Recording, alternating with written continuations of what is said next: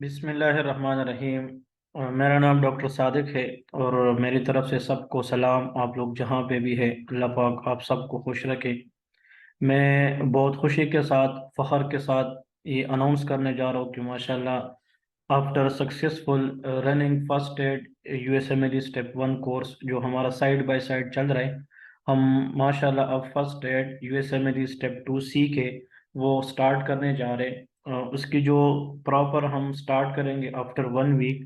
लेकिन जस्ट कुछ दोस्तों ने बताया था कि सर दो तीन लेक्चर्स हमें डेमो की शक्ल में दे दें ताकि हमें पता चले कि सर पढ़ाने का स्टाइल क्या है। मेजॉरिटी लोग दे ऑलरेडी ज्वाइन अस। तो जो लोग हमारे इस बैच के अंदर आएंगे और विद इन 2 to 3 days वो हमारे साथ ज्वाइन करके आएंगे, they will get 50% discount in the whole course. तो इस स्टेप टू सी के हम इंशाल्लाह इसको ख़त्म करेंगे within 4 month duration with each and every concept. और इसके अंदर हम इंशाल्लाह एमसीक्यू सेशन भी कराएंगे। तो जस्ट विदाउट वेस्टिंग टाइम हम इसी बुक को, ये वाला जो बुक है first aid USMLE step two C K, ये आप लोगों ने अरेंज कराना है। इसमें हम आप लोगों को ये बताएंगे कि इस बुक के अंदर है क्या, हम इसमें क्या चीज़ पढ़ेंगे, ताकि आप लोगों को ये पता हो कि इस बुक पढ़ने का फ़ायदा क्या है, इम्पोर्टेंस क्या है। फिर इस बुक से हम कौन कौन सी चीज़ें सीखेंगे वो अभी आप लोगों के साथ में शेयर करूँगा। तो देखिए, इस बुक के अंदर सबसे इम्पोर्टेंट चीज़ जो हमने सीखनी है, द मोस्ट इम्पोर्टेंट थिंग, वो हमारे पास जो है ये चीज़ें हैं, ठीक है। तो यूएसएमएल स्टेप टू सी के अंदर जो हमने एरियाज कवर करने हैं, द फर्स्ट वन, इसके अंदर हम कार्डियोवास्कुलर सिस्टम, इसके अंदर जितनी पैथोलॉजीज है, फिर इसके अंदर जितनी इसकी फार्माकोलॉजीज है, इन्वेस्टिगेशंस है, जिस तरह एक प्रॉपर फिजिशियन काम करता है, being a physician when you work in the practical field, इंशाल्लाह उसके साथ हम प्रैक्टिकली जो केसेस है वो भी आप लोगों को समझाएंगे। फिर इसमें हम डर्मेटोलॉजी का एक बहुत इंपॉर्टेंट पार्ट है, इंशाल्लाह वो भी इसमें हम कवर करेंगे। फिर एपिडेमियोलॉजी है, एपिडेमियोलॉजिकल डेटा हम पढ़ेंगे कि मेडिसिन में एपिडेमियोलॉजी का मतलब क्या है या एपिडेमियोलॉजिकल डेटा की इम्पोर्टेंस कितनी है। फिर एथिक्स पढ़ेंगे, लीगल इश्यूज पढ़ेंगे, जीआईटी सिस्टम पढ़ेंगे, हेमाटोलॉजी और अनकोलॉजी। ये जो सिस्टम्स आप लोग को बताए जा रहा हूँ, ये हम यूएसएमएल स्टेप वन फर्स्ट एड में भी पढ़ रहे थे, लेकिन वहाँ पे जस्ट बेसिक्स नॉलेज है। यहाँ पे जितनी सिस्टम्स है वो आप लोग ऐसा समझे जैसा कि आप लोगों का इंटरनल मेडिसिन है। ये हम इंटरनल मेडिसिन के अंदर ये सारे सिस्टम्स पढ़ेंगे, and these system will give you lot of confidence when you will be going to become a physician and you will doing to go your own work। जब आप लोग काम करेंगे, when you face the real patients, तो इंशाल्लाह without any hesitancy आप लोग approach भी कर सकेंगे, डायग्नोज भी बना सकेंगे, और इंशाल्लाह आई एम डैम श्योर कि आप लोग प्रॉपर ट्रीट भी कर सकेंगे। Infectious disease is a very, very important part. We will discuss that. Musculoskeletal system, neurology is very important. Like ops and gynae, very, very important these areas, because these ops and gynae, lot of scopes in the medical field. हम ops gynae के अंदर कोशिश करेंगे reproductive system, ये जो physiology है male female, वो भी इंशाल्लाह डिस्कस करेंगे, ताकि आप लोगों को कोई सिंगल ऐसी पॉइंट ना हो कि बेसिक और क्लिनिकल वो आप सही तरीके से सीख ना सकें। So we will discuss each and everything in the ops in gynae as well. Peds are very very important. Majority doctors आते हैं, वो कहते हैं sir after doing my MBBS I wish to become a good pediatrician. और जो paediatricians होते हैं, मैं उनको एक ही चीज़ समझता हूँ कि ये जितने भी डॉक्टर्स हैं माशाल्लाह, डॉक्टर्स कम्युनिटी तो सारे माशाल्लाह गॉड गिफ्टेड है, लेकिन फिर जो पीडियाट्रिक स्पेशलिस्ट होते हैं उनको मैं एक स्पेशल इसलिए थोड़ा सा दर्जा देता हूँ, उसको गॉड गिफ्टेड इसलिए भी कहता हूँ कि मेजोरिटी जो बच्चे होते हैं जिनको इश्यूज होते हैं वो अपनी इश्यूज तो नहीं बता सकते। मतलब the child can't give a proper history, without knowing the proper history, without complaints, just वो रोई जा रहा है। उसके बावजूद जो पीडियाट्रिक्स होते हैं, उनको पीडियाट्रिक स्पेशलिस्ट होते हैं, उनको अल्लाह ने इतनी क्वालिटी दी होती है, इल्म दिया होता है कि उनको पता चल जाता है कि यार इस बच्चे को प्रोबेबल इश्यूज क्या है। और हम पीडियाट्रिक ऑन्कोलॉजी पढ़ेंगे, पीडियाट्रिक न्यूनेटोलॉजी पढ़ेंगे, पीडियाट्रिक के अंदर हम इन्फेक्शियस डिजीजेस पढ़ेंगे। मतलब we will discuss lot of thing in pediatrics, very very important area. And I love it. Pediatrics is very very important. फिर इसके बाद साइकेट्रिक इश्यूज जो है पाकिस्तान के अंदर बहुत ज़्यादा है। मतलब इसकी जो लिंक है वो जेनेटिक्स के साथ है, इनकी जो लिंक है सोशल इंटरेक्शंस के साथ होती है, मतलब इमोशंस के साथ, डिटेचमेंट के साथ होती है। So we will discuss psychiatry in detail as well. फिर पल्मोनोलॉजी पढ़ेंगे, renal and genito urinary system वो भी इंशाल्लाह पढ़ेंगे। और आखिर में कुछ सेलेक्टेड टॉपिक्स है इमरजेंसी मेडिसिन के अंदर, that is very very important, and I will give you a quick review to those topic as well. तो इस चीज के साथ आप लोगों को इतना पता चल गया कि हम यूएसएमएलई स्टेप 2 सी के अंदर हम क्या पढ़ेंगे, और आप लोगों को ये भी पता चल गया कि इसके साथ हमने कौन कौन सी चीजें डिस्कस करनी है। और आप यकीन करें by the end of this session इंशाल्लाह आप लोगों को अंदाजा हो जाएगा कि कितने बेहतरीन तरीके से हमने इसको कवर किया है। सो जस्ट आप लोगों के लिए आज के जो लेक्चर में थोड़ा सा मैं ये लेके आया हूँ कि आप लोगों को थोड़ा सा पढ़ा सकूँ, आप लोगों को पता चले कि हमारा पढ़ाने का स्टाइल क्या है। मेजॉरिटी लोग ऑलरेडी हमें जानते भी है, लेकिन जो यहाँ पे न्यू है जस्ट उनको दो तीन चीज़ें पढ़ाने के लिए मैंने ये एक चीज़ सोची थी कि जस्ट आप लोगों को दो तीन चीज़ें बताऊं। तो देखिए सबसे इम्पोर्टेंट चीज़ ये है कि कार्डियोलॉजी के अंदर एक बहुत इम्पोर्टेंट और बहुत कॉमन टॉपिक है जिसको हम CHF कहते हैं, that is called congestive heart failure. इसको क्या कहते हैं? Congestive heart failure. अब ये जो कंजस्टिव हार्ट फेलियर है ये हम डिस्कस करेंगे। इसका दूसरा नाम है कंजस्टिव कार्डियक फेलियर, इसको हम CCF भी कहते हैं। तो congestive heart failure is also known as congestive cardiac failure. Actually देखिए सबसे पहले तो आप लोगों ने पढ़ने से पहले एक चीज याद रखना है कि जो कंजस्टिव कार्डियक फेलियर या हार्ट फेलियर है, नॉट अ डिजीज, ये एक बीमारी नहीं है, इट इज अ कंडीशन, ये एक सिंड्रोम है जो हमें एक्सप्लेन करना है। तो इतना पता चल जाएगा कि जो कंजस्टिव हार्ट फेलियर है, ये जो कंजस्टिव कार्डियक फेलियर है, ये एक डिजीज खुद नहीं है, ये एक सिंड्रोम है जिसके अंदर हम मल्टीपल चीजें डिस्कस करेंगे। देखिए मैं यहाँ पे एक डायग्राम ड्रा करता हूँ आसान लफ्जों में। This is called the left ventricle and that is called the right ventricle. हमें मेडिसिन के लिए सबसे पहले फिजियोलॉजी की तरफ थोड़ी सी जाना चाहिए कि फिजियो हमें क्या कहती है। लेफ्ट वेंट्रिकल से इयोटा निकलती है और इसके दरमियान इयोटिक वाल्व होता है, ये आप लोगों को पता होना चाहिए। Here is aorta. और फिर इस वेंट्रिकल से इस साइड पे पल्मोनरी ट्रंक निकलता है जो पल्मोनरी वाल्व के साथ अटैच होता है, so that is called pulmonary trunk. मैं जस्ट मोटी मोटी चीजें बता रहा हूँ, जस्ट ओनली अ डेमो लेक्चर, कि आप लोग को पता चल जाए कि हमारी पढ़ाने का जो स्टाइल है या हम जिस तरह पढ़ाते हैं आप लोग उनको सही तरीके से जान सके। देखिए एक्चुअली इस लेफ्ट वेंट्रिकल के ऊपर लेफ्ट एट्रियम होता है और यहाँ पे राइट एट्रिया होता है। लेफ्ट एट्रिया का काम लेफ्ट वेंट्रिकल को ब्लड देना है by the help of mitral valve, और लेफ्ट वेंट्रिकल ने ब्लड इयोटा में इंजेक्ट करना है by the help of aortic valve. इसी तरह राइट एट्रियम से ब्लड राइट वेंट्रिकल में आती है by the help of tricuspid valve, और ये जो राइट वेंट्रिकल है इसने फिर आगे ब्लड देना है into pulmonary trunk bye the help of pulmonary valve. तो ये हमारे पास चार चैम्बर्स और चार वाल्व होते हैं, ठीक है जी। अब सवाल ये है कि जो फिजियोलॉजी कहती है कि व्हाट इज मेंट बाय, हमें ये चीज अपने आप से पूछनी है कि कार्डियक आउटपुट क्या है। अब जो लोग बेसिक्स में अच्छे नहीं हैं वो यहाँ पे थोड़ा सा रिवाइज करेंगे। व्हाट इज कार्डियक आउटपुट, हमने यूएसएमएल स्टेप 1 के अंदर जो हमारा रिसेंट एक सेशन चल भी रहा है उसके अंदर हम कार्डियोलॉजी कर चुके हैं। वहां पे मैंने इसके ऊपर एक अच्छी खासी लेंथी लेक्चर ली है कि the amount of blood ejected by the both ventricle. यहाँ पे जो गलती लोग करते हैं वो कहते हैं लेफ्ट वेंट्रिकल ना, अगरचे left ventricle is a more muscular pumping chamber of the heart, but amount of the blood ejected by both ventricle in 1 minute that is known as a cardiac output। एक healthy बंदे में जो cardiac output है that is about 5000 ml, कितना होता है 5000 ml, which is रफली is equal to 5 litre.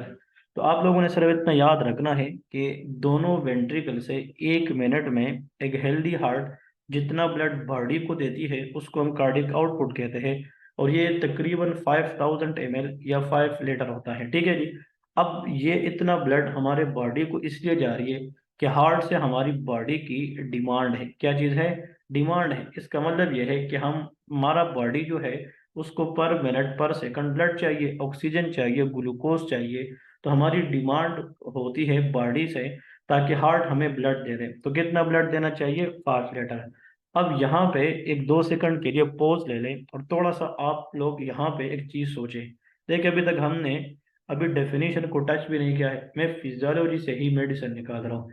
Physio कहती है कि एक नॉर्मल बंदे में 1 मिनट में हार्ट से 5 लीटर ब्लड निकलना चाहिए, जिसपे हमारी बॉडी की डिमांड पूरी हो जाए। अब सवाल ये है कि अगर हार्ट में कोई भी प्रॉब्लम है, उससे हमारा कोई सरोकार नहीं है। वो कोरोनरी आर्टरी डिजीज हो सकती है, वो हाइपरटेंशन हो सकती है, डायबिटीज हो सकती है, वो कार्डियोमायोपैथीज हो सकती है, वाल्वुलर हार्ट डिजीज, हार्ट के अंदर वाल्व का इशू हो सकता है, कास कोई भी हो सकता है।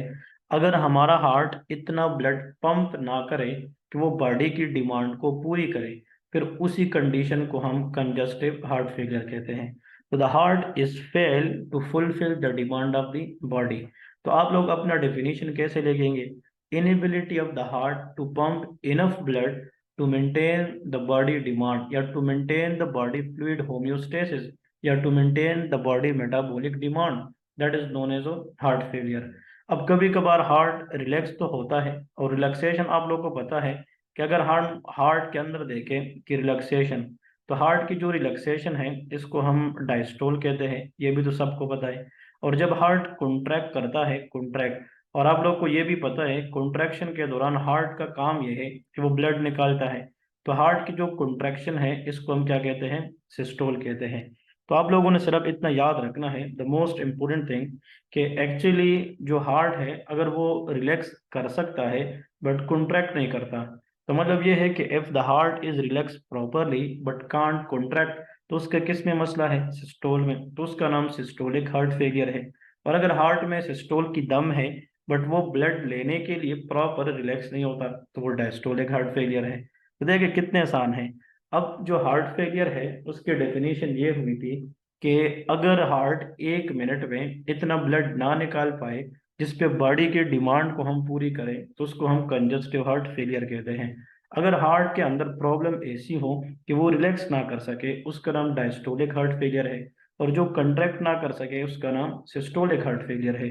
वो आगे हम सिम्टम से जानेंगे, इन्वेस्टिगेशन से जानेंगे कि हमें कैसे पता चलेगा कि ये सिस्टोलिक है या डायस्टोलिक हार्ट फेलियर है। दूसरी बात, वेरी वेरी इंपॉर्टेंट, अगर ये जो लेफ्ट साइड है हार्ट का, अगर फॉर एग्जांपल ये साइड पंप ना करे, इसमें इशू है, लाइक माइट्रल वाल्व का इशू है, एओर्टिक वाल्व का इशू है, मायोकार्डियल इन्फार्क्शन का प्रॉब्लम है, अगर ये साइड पंप ना करे और बॉडी की डिमांड पूरी ना हो, तो इसको हम लेफ्ट साइड हार्ट फेलियर कहते हैं। और अगर मसला इस साइड पे आ जाए और वो सही तरीके से पंप ना करे जिसपे बॉडी की डिमांड हो पूरी हो जाए, तो इसको हम डायस्टोलिक हार्ट फेलियर कहते हैं। ठीक है जी।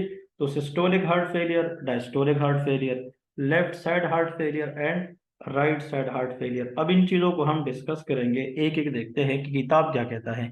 अ क्लिनिकल सिंड्रोम, मैंने कहा it is not a clinical disease, it is a syndrome, a group of symptom caused by inability of the heart to pump enough blood to maintain fluid and metabolic demand of the body, which is homeostasis। इसका मतलब कि heart जो है अगर वो इतना blood pump ना करे 1 मिनट में जिससे बॉडी की डिमांड को हम पूरी कर सके, तो ऐसे कंडीशन को हम क्या कहते हैं? हार्ट फेलियर कहते हैं। अब इसमें दो चीजें आप लोग को मैंने बताई है। नंबर 1 पॉइंट हमने ये डिस्कस किया है कि अगर फॉर एग्जांपल एक ह्यूमन हार्ट है, तो the amount of blood which is ejected by the heart in 1 minute, that is cardiac output।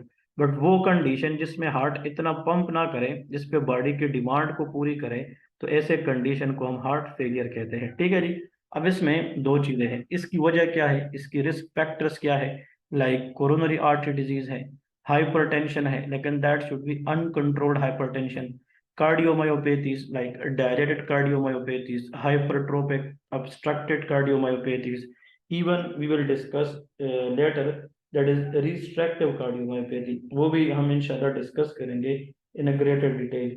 इसके बाद आप लोगों ने याद रखना है valvular heart disease and diabetes। I told you everything, if you listen to me carefully, your each and everything will be covered।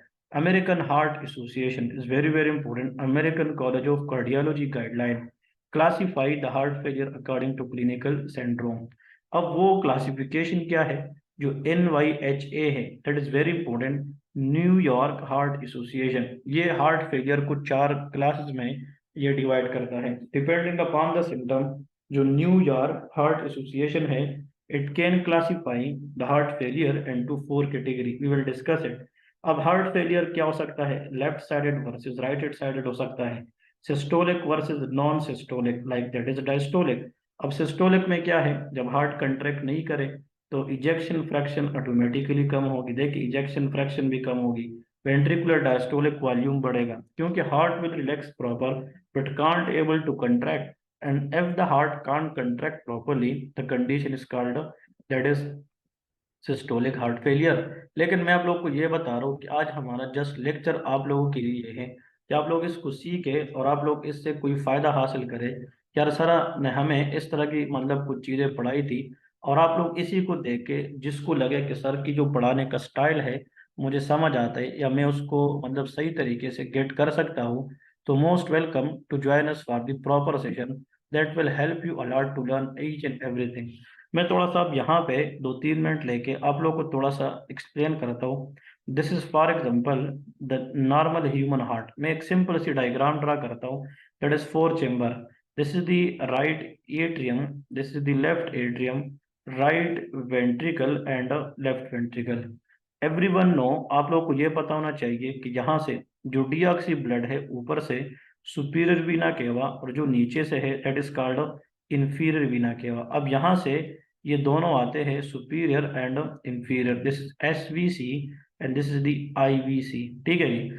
अब यहाँ पे आप लोग अगर देखें, दीज आर द लंग्स, यहाँ पे क्या होते हैं, लंग्स है, these are the lungs, very very important. अब यहाँ पे पल्मोनरी आर्टरीज आती है पल्मोनरी ट्रंक के जरिए, लेफ्ट एंड राइट, और ये जो है लंग से वापस लेफ्ट एट्रियम में पल्मोनरी वेन्स जा रहे हैं और यहाँ से क्या निकलती है, दैट इज द इयोटा। थोड़ा सा जल्दी इसको नाम देते हैं पल्मोनरी ट्रंक। ठीक है जी, प्रोथ्रम्बिन टाइम ना कहे, that is pulmonary trunk, very very important. This is pulmonary vein, आप लोगों को ये पता होना चाहिए, these are pulmonary veins. Pulmonary arteries जो है वो 2 होती है, पल्मोनरी वेन्स 4 होते हैं, और यहाँ से जो निकलता है that is called the aorta. अब और से सुनेंगे, that will be very very interesting to get each and everything. अगर फॉर एग्जाम्पल हार्ट जो है, हार्ट फॉर एग्जांपल ये इसका मतलब इस साइड में मसला है, या माइट्रल वाल स्टीनोसिस है, ये नैरो है तो ब्लड इधर कम आएगा, ये अयोटिक वाल स्टीनोसिस है वो नैरो है तो ब्लड आगे कम जाएगा, या हार्ट रिलैक्स इतना डायलेट है कि कंट्रैक्ट नहीं कर पाता, तो फिर इस साइड के मसले से जो फेलियर होता है इस साइड से, उसका नाम left sided congestive heart failure है। ठीक है जी। अब अगर फॉर एग्जांपल यहाँ पे एक चीज बहुत इंपॉर्टेंट बताने जा रहा हूँ, it is very very important one. यहाँ पे इमेजिन करें कि मैं आप लोगों को एक मिसाल दे रहा हूँ कि इस एरिया को उठाता हूँ, that is called mitral stenosis, मतलब वो कंडीशन जिसमें माइट्रल वाल्व जो है वो नैरो हो, तो फिर ब्लड लेफ्ट एट्रियम में रहेगा, नीचे नहीं आएगा। तो पल्मोनरी वेन जो आगे ब्लड देने वाला था, एक वक्त आएगा कि जब ब्लड आगे नहीं जाएगा तो बैक प्रेशर किधर जाएगा, पल्मोनरी वेन पे, और जब पल्मोनरी वेन पे प्रेशर जाएगा तो फिर प्रेशर बैक किस पे लगेगा, एडिमा। इसलिए कहते हैं the most common symptom a patient which develop because of left side heart failure is pulmonary symptom, pulmonary edema, because of the backward flow the pressure will goes on the lung, and here the excess fluid will accumulate, if the lung become boogy heavy edematous। अब यहाँ पे जो pulmonary oedema है उसकी वजह से जो सांस में तकलीफ आती है, डिस्पनिया होगी, अर्थोपनिया होगी, प्लूरल इफ्यूजन हो सकती है, and we will see, we will heart on stethoscope some crackle sound known as rales. ठीक है जी।